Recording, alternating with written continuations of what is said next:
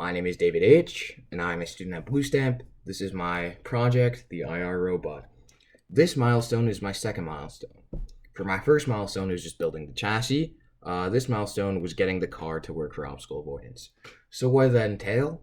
After I had the chassis and everything built, connected, it was just getting the circuit to run, so having the wiring correct, and then, I have a code, so getting the robot to run obstacle avoidance using my code.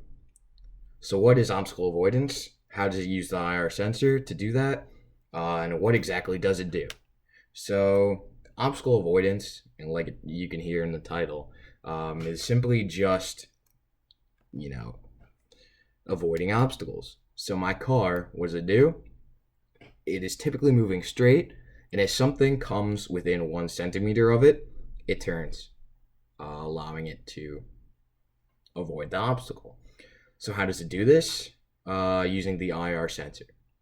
What is the IR sensor? IR, short for infrared, is a sensor that has 2 terminals. One terminal shoots out infrared rays, which are then brought back in another terminal. The second terminal is able to read where the, IR waves, whatever they are exactly, hits things in front of the car. This tells the sensor whether there's something in front of the car or not. Using the reading of the sensor, if an object is within, if the sensor recognizes an object within 1 centimeter of the car uses that information to then be able to turn. So how does that work in my code? In my code, pretty much, I have just the normal, starting up the sensor and starting up the motors, but then there's something different at the end. That's called an if statement. So how does my if statement work? Pretty much, it's if the sensor has a reading of less than a 1. So if, something is in the way of the car, then 2 motors move forward and 2 motors move back, causing the car to turn around. However, if there is nothing in the way, so, if it's just normal, then the car just moves forward. So this allows me to have 2, separate things that the car does. One, when, the sensor is reading 1 centimeter or less, and another time when it is not. So here, I'll let you see how my cars run. Let me just plug it in real quickly. My car does not have a switch, so I cannot keep it on the side. But here it goes.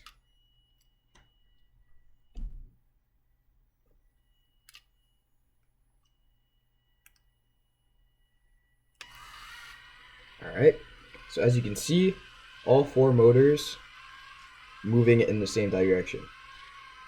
The sensor only has 1 light on, not 2. This means that nothing is in the way.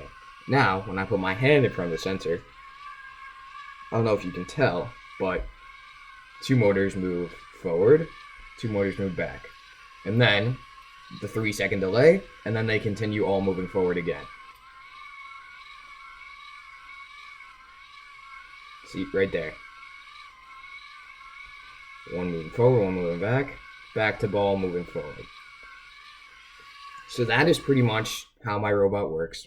And so yeah, moving forward, what I want to work on, I would say I'm going to try and explore different avenues of the IR sensor. So I've heard that it can be used for, remote control, so maybe having some sort of remote control. And then I also know that it can be used for line following, so maybe I'll try and add some sort of line following aspect. I have another 3 weeks to get my project done, so I will try and explore some different areas. Thank you for listening, and this is my project. This is David H, and I will see you later.